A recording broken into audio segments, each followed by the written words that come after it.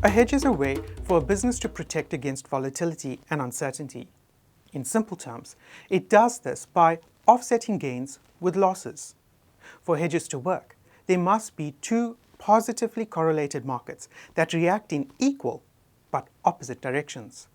In other words, the two markets must both be affected by the same factors and their movement would be opposite to each other. Where one would recognize a gain, the other market would recognize a loss, and so the volatility is negated. For example, Max Steel is a car manufacturer and is contracted to sell a shipment of cars in 2 months' time. As steel is a major raw material used in the production of cars, Max is afraid that the price of steel may increase in 2 months and may thus affect the production costs and profits related to this contract. So he enters into a futures contract to purchase steel in 2 months for $300 per ton.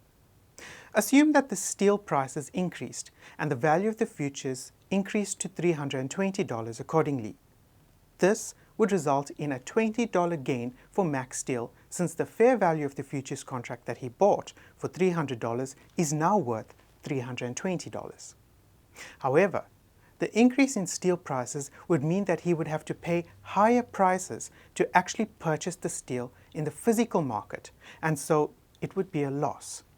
In this way, Max Steel is protected against the change in price of steel because the loss in the physical market would be negated or offset by the gain in the futures market. The opposite movement would occur if the price of steel were to decrease.